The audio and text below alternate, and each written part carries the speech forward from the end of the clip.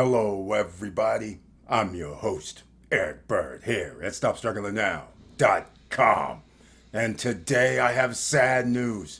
The Securities and Exchange Commission has put the hammer down on the debt box node. That puts the hammer down on our Ring of Fire. That puts the hammer down on SSN Nation members who also tried to invest in this company.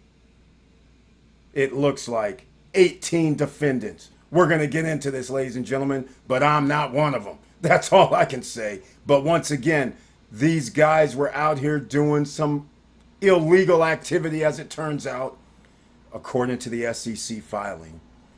There's lawsuits coming.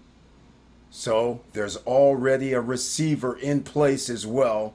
I'll have that information and a link down below in the description box. And welcome. Stop Struggling Now gear. Check. And please like, subscribe, and click the bell below so you get the latest updates.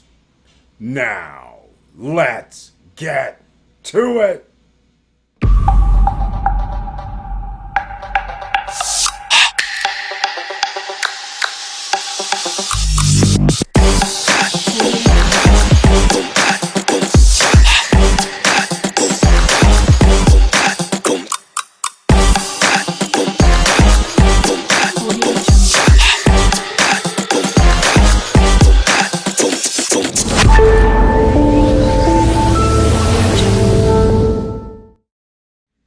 All right, welcome back, ladies and gentlemen. Like I said, it's another sad day, but please share the video because I'm sure there's a lot of people that do not know what has transpired. August 3rd, by the way, is when they put the hammer down, but you know what that means? That means they've been under investigation for a while. Some of these people might have even known they're under investigation.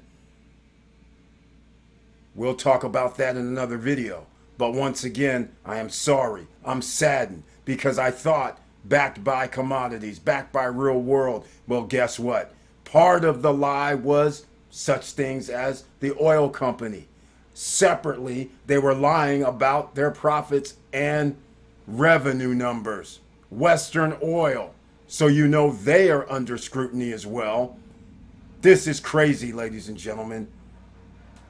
This is what we're talking about here. SEC freezes assets, alleging a $50 million node license scam. They're saying Sham. Blockchain mining software firm Debtbox has been accused of lying to investors about its involvement in crypto mining. Come to find out what is true.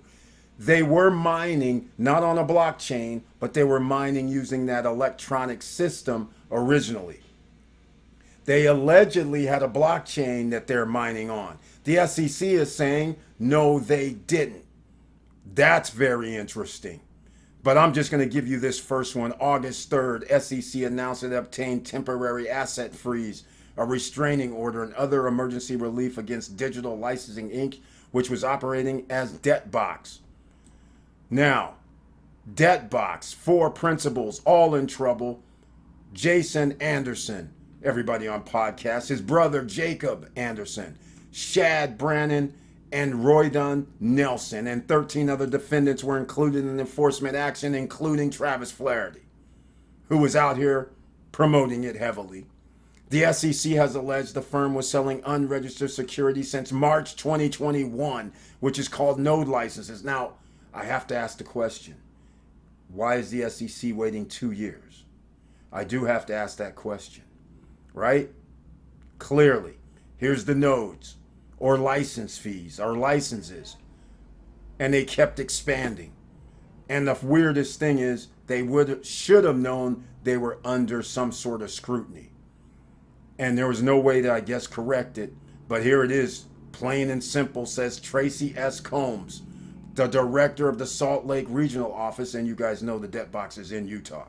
We allege that Debtbox and its principals lied to investors about virtually every material aspect of their unregistered offering of securities, including by falsely stating that they were engaged in crypto asset mining.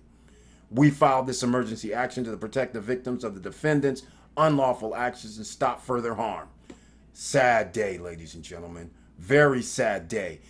The link will be down below. That is from Cointelegraph.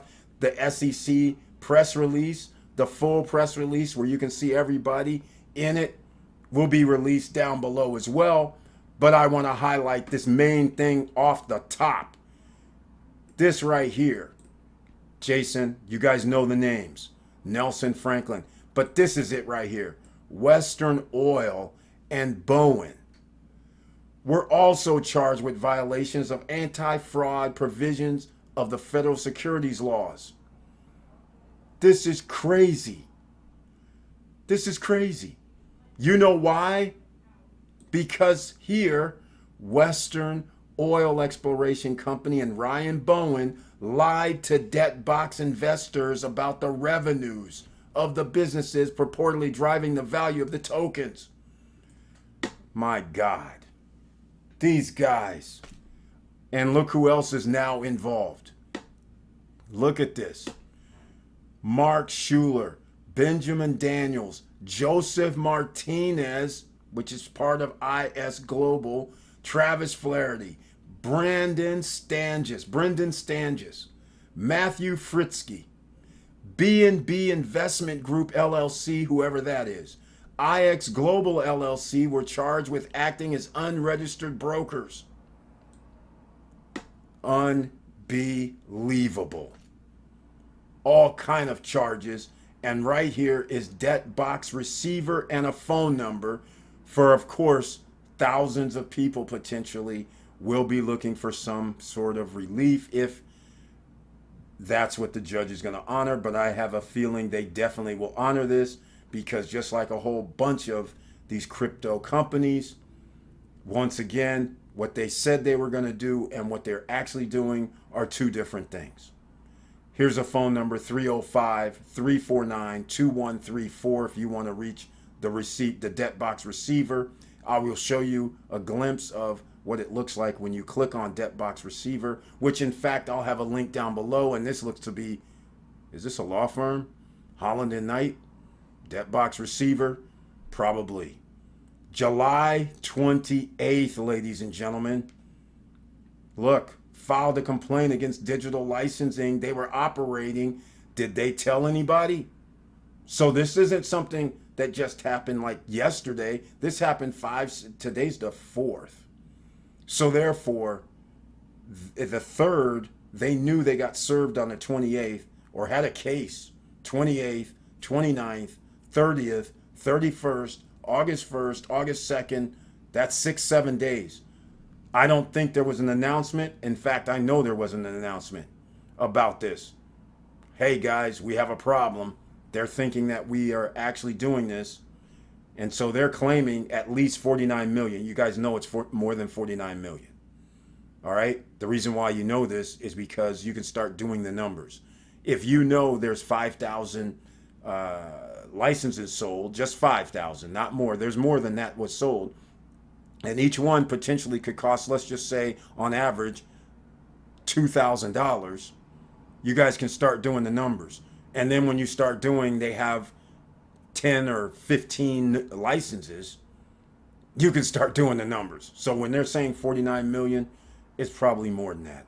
All right. So the link will be down below. If you have any comments, let me know. Once again, this is why about 2 months ago I said we can no longer do any crypto projects. I can't talk about crypto because it seems like everything in crypto that you think will work out, including this one, where they said they were backed by real world assets. And as it turns out, these guys were lying, the Western Oil. Who knows what the other guys are doing when we're talking about gold, natural gas, agriculture. We don't know, ladies and gentlemen. Sadly. This is another sad day, another scar on the crypto industry, and it just keeps going, keeps happening. Investors are losing their money, and once again, I have to apologize too. I was excited, but once again, as we always say, on any investments that we ever talk about, you have to make sure that you feel comfortable with doing it, doing your own due diligence along with our due diligence here. But once again, you have to ultimately pull the trigger and believe in the projects that you want to invest in, no matter what it is. It could be real estate, it could be stocks, it could be anything, other businesses, whatever you invest in, you always have to do your due diligence.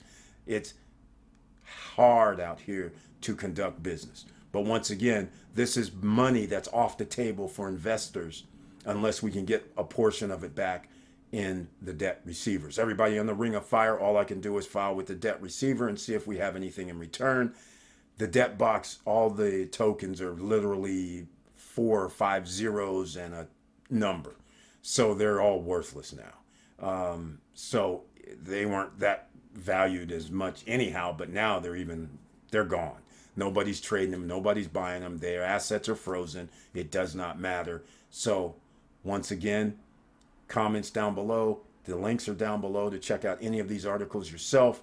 And with all that said, thank you for watching. Thank you for listening. And please like, subscribe, and click the bell below so you get the latest updates. And I know it's hard out here, ladies and gentlemen. And this is one of the reasons why it's hard. This money is off the table that was invested into the debt box nodes by everybody. Can you imagine if the numbers was right? $50 million. That's $50 million that could have been set on a dividend funds or stock market, and people would still have their money. And some people would be receiving monthly payouts or every quarterly payouts for their dividends.